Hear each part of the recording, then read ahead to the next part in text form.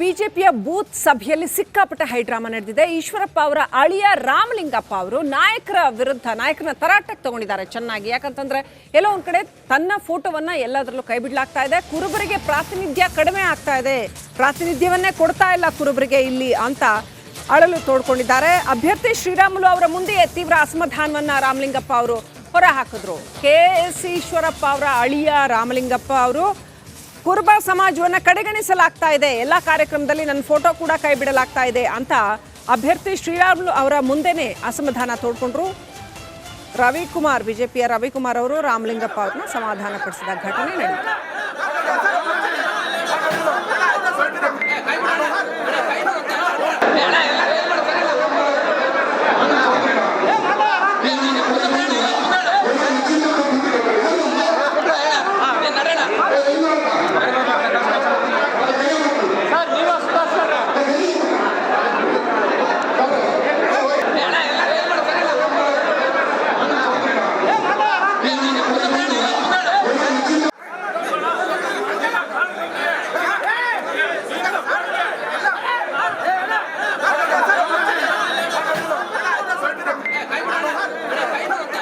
Ballari Lok Sabha BJP ಅಭ್ಯರ್ಥಿ ಶ್ರೀರಾಮುಲು ಅವರು ಸಭೆ ನಡೆಸಿರ್ತಕ್ಕಂಥ ಸಂದರ್ಭದಲ್ಲಿ ವೇದಿಕೆ ಮೇಲೆ ಮಾತನಾಡ್ತಾ ಇರ್ತಕ್ಕಂಥ ಬಿಜೆಪಿಯ ಮುಖಂಡರಾಗಿರ್ತಕ್ಕಂಥ ರಾಮಲಿಂಗಪ್ಪನವರು ಬಹಿರಂಗವಾಗಿ ಅಸಮಾಧಾನವನ್ನು ಹೊರ ಹಾಕಿರ್ತಕ್ಕಂಥದ್ದು. ಇಲ್ಲಿ ಕಾರ್ಯಕರ್ತರನ್ನ ಕಡೆಗಣನೆ ಮಾಡಲಾಗ್ತಿದೆ, ಅದರ ಜೊತೆಗೆ ಇಲ್ಲಿ ಒಳ ರಾಜಕೀಯ ಕೂಡ ಆಗ್ತಾ ಇದೆ ಅನ್ನುವ ನಿಟ್ಟಿನಲ್ಲಿ ಬಹಿರಂಗವಾಗಿ ಅಸಮಾಧಾನವನ್ನು ಹೊರ ಹಾಕಿದ್ರು. ಜೊತೆಗೆ ಈ ಬಗ್ಗೆ ಕೆಲವೊಂದಿಷ್ಟು ನಾಯಕರಿಗೆ ತರಾಟೆಯನ್ನು ಕೂಡ ತೆಗೆದುಕೊಂಡ್ರು. ಈ ಬಗ್ಗೆ ಮಾತನಾಡೋದಕ್ಕೆ ನನ್ನ ಜೊತೆಗೆ ಸ್ವತಃ ರಾಮಲಿಂಗಪ್ಪನವರು ಇದ್ದಾರೆ, ಅವ್ರು ಮಾತನಾಡ್ತೀನಿ.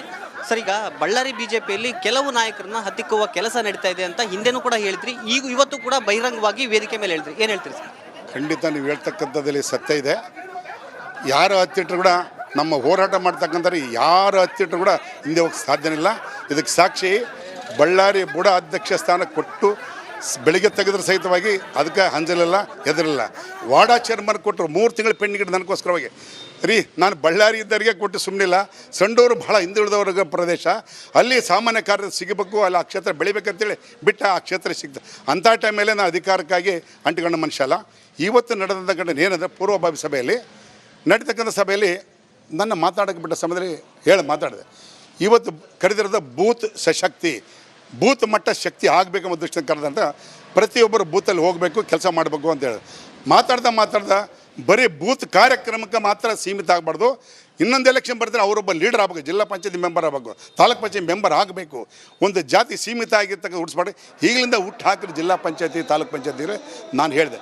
ಆಮೇಲೆ ಅಧಿಕಾರ ಬರೋವರೆಗೂ ಬೂತ್ ಕಾರ್ಯಕರ್ತ ಬೇಕು. ಅಧಿಕಾರ ಬಂದಮೇಲೆ ಅಧಿಕಾರ ತೊಗೊಳ್ಳೋರೇ ಬೇರೆ. ಹಿಂದೆ ಕೆಲವು ಅಧಿಕಾರ ತಗೊಂಡು ನೋಡಿದ್ರೆ ಭಾಳ ನೋವಾಗ್ತದೆ, ಅದು ಚರ್ಚೆ ಮಾಡಬೇಡ, ಅವಶ್ಯಕತೆ ಬೇಡ. ಮಾಡಿದ ಸಮಯದಲ್ಲಿ ಹೇಳಿದೆ. ಆಮೇಲೆ ಇದು ಎಲೆಕ್ಷನ್ ಗೆಲ್ಲಬೇಕಂತಂದರೆ ಸೋಲಕ್ಕೆ ಒಂದೇ ಓಟು ಬೇಕು, ಒಂದೇ ಓಟ್ ಸಾಕು. ಗೆಲ್ಲಕ್ಕೆ 99 ಓಟ್ ಬೇಕು.